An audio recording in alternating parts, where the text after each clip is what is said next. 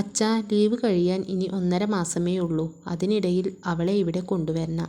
ഡാ കണ്ണാ, ഇനിയും ഒരു വഴക്കു വേണോ? ഇന്ദിര ചോദിക്കുന്നു. ഇനി മതി, അച്ഛനും മോനും കുടിച്ചത്. പോയി ഉറങ്ങ്.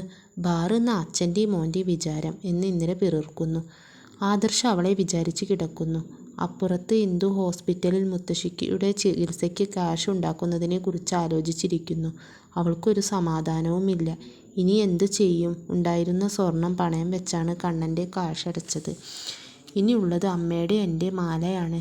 ഇത് കൂട്ടിയാലും തികയില്ല. ഭഗവാനെ, എനിക്കൊരു വഴി കാണിച്ചു തരണേ. ഡോക്ടർ ഇന്ദുവിനെ വിളിച്ചു. ഇന്ദു, ഞാനൊരു കാര്യം പറയാം. മുത്തശ്ശിയുടെ ഇപ്പോഴത്തെ നില തുടർന്നു പോവുകയാണെങ്കിൽ മുത്തശ്ശിയുടെ ആരോഗ്യം അവതാളത്തിലാവും. പെട്ടെന്ന് എന്തേലും ചെയ്യണം. അവൾക്കൊന്നും പറയാൻ കഴിയുന്നില്ല. പിന്നെ നാളെ ഡിസ്ചാർജ് ചെയ്യാം. പക്ഷേ ഉടനെ എന്തേലും ചെയ്യണം.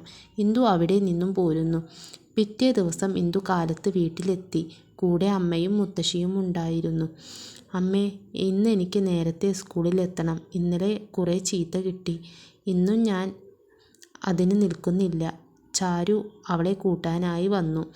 അവളെ കണ്ടതും ഇന്ദുവിൻ്റെ അമ്മ, മോളെ, എന്നത്തേക്കാ കല്യാണം നിശ്ചയിച്ചിരിക്കുന്നത്? ചാരു ചിരിക്കുന്നു. അത് അമ്മേ, ഇനി കുറച്ച് ദിവസമേ ഉള്ളൂ. 2 ആഴ്ച. ഞാൻ ഇന്നും കൂടെ സ്കൂളിലേട്ടുണ്ടാവുകയുള്ളൂ. ഇനി ഇവിടുന്ന് അങ്ങ് ലീവാണ്. ഇന്ദുവിനാകെ വിഷമമാവുന്നു. അവളും പോയി കഴിഞ്ഞാൽ ഞാൻ ഇനി ഒറ്റയ്ക്കാവും, അവൾ മനസ്സിൽ പറയുന്നു. അവർ രണ്ടുപേരും സ്കൂളിലേക്ക് നടക്കുന്നു.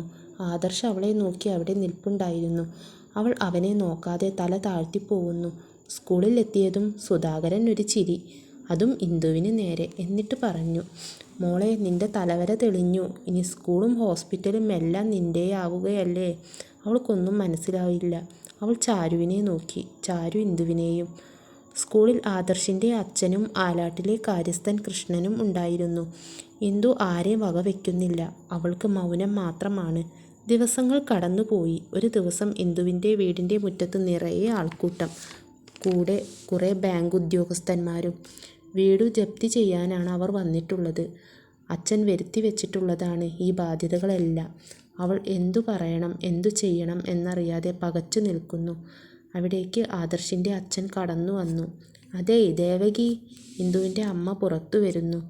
ഈ വീടും സ്ഥലവും ഇപ്പോൾ എൻ്റെ പേരിലാണ്. ലേലം ചെയ്തപ്പോൾ ഞാനിങ്ങ് പിടിച്ചെടുത്തു.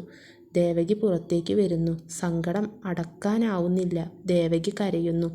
വിവരങ്ങൾ അറിയിക്കാൻ വേണ്ടി മാത്രമാണ് ഞാൻ ഇവരെയെല്ലാം വിളിച്ചു കൂട്ടിയത്. പിന്നെ നിനക്കും മക്കൾക്കും ഇവിടെ കഴിയാം. അതിനൊരു കാര്യം കൂടെ ചെയ്യാനുണ്ട്. നിന്റെ മോളോട് എന്നെ ഒന്ന് വന്ന് കാണാൻ പറയണം. ഇന്ദു വിതുമ്പിക്കൊണ്ടേയിരുന്നു.